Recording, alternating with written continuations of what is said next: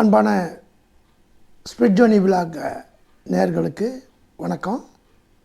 நம்ம போன வாரமே வள்ளலாரை பற்றி பார்க்க போகிறோம்னு சொல்லியிருந்தோம்.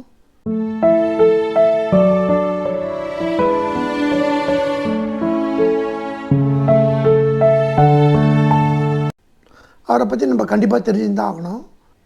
இந்த கடலை நம்ம கடந்தோம்னா பிறவின்ற ஒரு பெருங்கடலை நீந்திடலாம். இப்போ நம்ம வீடியோக்குள்ளே போகலாம் வாங்க. வள்ளலாரை பற்றி தெரிஞ்சுக்கிறதுக்கு முன்னாடி அவர் பண்ண சாதனைகளை பற்றி நம்ம தெரிஞ்சுதான் ஆகணும். இப்போது அவருடைய சாதனைகளை பற்றி நம்ம தெரிஞ்சுக்கலாம். அவருடைய புரட்சி, அவருடைய தொண்டு, அவருடைய ஆன்மீக வாழ்க்கையை பற்றி நம்ம அவசியம் தெரிஞ்சுதான் ஆகணும். இப்போது நம்ம அவர் பிறந்த காலத்தில் இந்தியாவுடைய நிலைமையும் தமிழ்நாட்டுடைய நிலைமையும் எப்படி இருந்ததுன்னு முதல்ல அதை பற்றி பார்க்கலாம். இந்த ஸ்பிரிட் ஜேர்னி விழாக்க நீங்கள் கடைசி வரைக்கும் பாருங்கள். இது உங்களுக்கு பயனுள்ளதாக இருக்கும்ன்ட்டு நான் நம்புகிறேன். வள்ளலார் நம்ம கூட வாழ்ந்த காலங்கள் 5/10/1823 முதல் 30/1/1874 வரை கிட்டத்தட்ட 50 வருஷம் 86 நாட்கள் நம்ம கூட இருந்தார். அவர் வாழ்ந்த காலத்துக்கு முன்னாடியே பார்த்திங்கன்னா இந்த நாட்டில் பலவிதமான மாற்றங்கள் இருந்தது. அது ஆன்மீக வழியிலையும் சரி, மற்ற வாழ்க்கை முறையிலும் சரி, நிறைய மாற்றங்கள் அவர் காலத்துக்கு முன்னாடி இருந்து வந்தது. நம்ம ஏற்கனவே சொல்லியிருக்கோம், பெரிய பெரிய பணக்காரங்கள பேரை நம்ம மறந்துடுவோம். ஆனால் நம்ம புகழில் இருந்தவங்கள மறக்க மாட்டோம் அப்படின்னு சொல்லியிருந்தோம். அந்த வரிசையில் வள்ளலாரும் நம்ம மறக்க முடியாத ஒரு கடவுள்னே சொல்லலாம் அவரை. அவர் ஒரு வழிகாட்டி. அவர் வாழ்ந்த காலத்துக்கு முன்னாடி அந்நிய நாட்டில் இருந்து வியாபாரம் பண்ணுறதுக்காக இந்திய நாட்டுக்கு அந்நியர்கள் இங்கே வந்தாங்க. அவர்கள் வியாபாரம் பண்ணுறன்ற ஒரு பேரில் நம்ம நாட்டுடைய வளத்தை சுரண்டி எடுக்க பார்த்தாங்க. அந்த அந்நியர்களுடைய சூழ்ச்சியால் நம்ம குறுநில மன்னர்களும் பதுமைகள் ஆகிட்டாங்க. இதில் பிரெஞ்சுக்காரங்க நம்ம நாட்டை ஆள்றதுக்காக முயற்சி பண்ணி நம்ம நாட்டு மேலே படையெடுத்தாங்க. சில இங்கிலாந்து வியாபாரிகளும் வெள்ளைக்காரங்களும் நம்ம நாட்டுக்கு வியாபாரம் செய்ய வந்தாங்க. அவங்க கிழக்கிந்திய கம்பெனி அப்படின்னு ஒன்று உருவாக்கினாங்க. 1639 சென்னையில் இருக்க சென்ட் ஜார்ஜ் கோட்டையை அவங்க கட்டினாங்க. 1687 பாம்பேயில் வாங்கினாங்க. 1700 கல்கத்தாவை தன் வசம் பண்ணிட்டாங்க.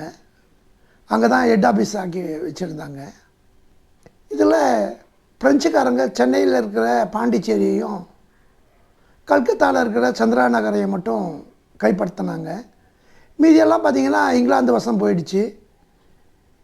இங்கிலாந்து வசம் போய் அவங்களுடைய ஆட்சி தான் பெரும்பாலான பகுதியில் இங்கிலாந்து தான் ஆட்சி பண்ணுச்சு.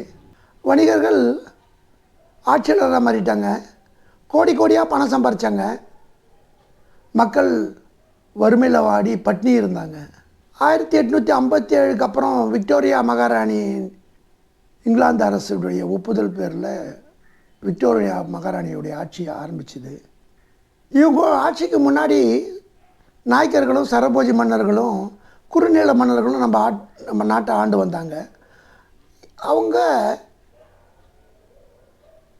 நாட்டுப்பற்று இல்லாமல் தன்னுடைய நலத்தை பெருசாக நினச்சி வாழ்ந்தாங்க. மக்களை கண்டுக்கிறதே இல்லை. அவங்க இங்கிலாந்துக்காரங்க மட்டும் என்ன அப்படி தான் இருந்தாங்க. இங்கிலாந்து ஆட்களும் நம்ம மக்களை பெருசாக மதிக்காமல் நம்ம மக்களை வறுமையில் தள்ளி விட்டுட்டாங்க. நம்ம மக்கள் ஏற்கனவே எப்போவுமே சமுதாயம், மதம், ஜாதின்ற ஒரு போர்வையில் நம்ம ஆட்கள் அப்படியே வாழ்ந்து வந்தாங்க. இவங்க எதையுமே கண்டுக்கலை. நம்ம ஜனங்க இந்த யார் ஆண்டான்னா இதுக்கு முன்னாடி மன்னர்கள் ஆண்டார்கள், இப்போ ஆங்கிலேய அரசு ஆளுது அப்படின்ட்டு எதையுமே கண்டுக்காத காலம் போன போக்கில் வாழ்ந்து வந்தாங்க நம்ம ஆட்கள். எதிர்த்து நின்ன வீரபாண்டிய கட்டபொம்மனையும் மருது சகோதரர்களையும் தூக்கில் போட்டாங்க. இது 1799 நடந்தது. அப்போ காட்டி கொடுத்தவன்லாம் எட்டப்பன்.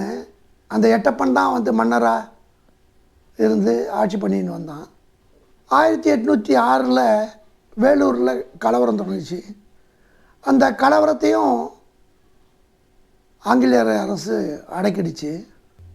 நம்ம நாட்டுடைய அரசாங்கம் வள்ளலார் பிறந்த காலத்தில் இங்கிலாந்துக்கிட்ட இருந்தது. வள்ளலார் இந்த சமுதாய கொடுமையை பார்த்து சன்மார்க்க சங்கம் அப்படின்னு ஒன்று ஆரம்பிக்க முடிவு பண்ணார்.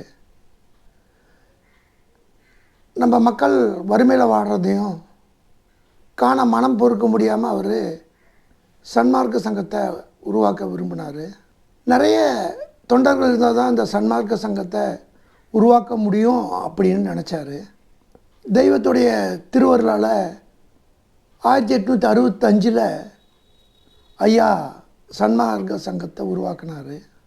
அந்த அமைப்பு ஜாதி சமய மொழி நாடு அப்படின்ற வேற்றுமையெல்லாம் கடந்து உலகம் முழுவதும் இயங்கத்தக்க உயிரினங்கள் எல்லாத்துக்கும் பலன் பெறணும்னு நினச்சி ஆரம்பிக்கப்பட்ட இந்த சன்மார்க்க சங்கம் நன்றாகவே பறந்து விரிந்தது. இந்த சன்மார்க்க சங்கத்துக்கு தலைவராக இறைவனை தான் நியமித்தார். இந்த சன்மார்க்க சங்கத்தின் தலைவன் இறைவன். தலைவன் பார்த்திங்கன்னா யாருமே இல்லை. ஆனால் சன்மார்க்க சங்கத்தில் இருக்கவங்க படத்தில் இருக்கிற பெருமானை தலைவனாக்க விரும்பாமல் வள்ளலாரையே தலைவராக நினச்சாங்க. இதனால் அவருடைய மனம் ரொம்ப வருந்துச்சு. வள்ளலார் தனது சங்கத்துக்கு சன்மார்க்க சங்கத்திற்கு சில கொள்கைகளை வச்சுட்டு இருந்தார். இந்த கொள்கைகளை பற்றி நம்ம அடுத்த வாரம் வீடியோவில் பார்க்கலாம். அடுத்த வர்ற வீடியோவில் பார்க்கலாம். எங்கள் ஸ்பிரிட் ஜேர்னி விலாகில் நீங்கள் கலந்துருங்க. இது போன்ற நிகழ்ச்சிகளை வள்ளலார் சன்மார்க்க சங்கம் நிகழ்ச்சிகளை நீங்கள் தொடர்ந்து பார்க்கலாம். இணைந்திருங்கள் நண்பர்களே. எங்கள் சேனலை நீங்கள் சப்ஸ்கிரைப் பண்ணுங்கள். இந்த வீடியோ பிடிச்சிருந்தால் உங்களுக்கு லைக் பண்ணுங்கள்.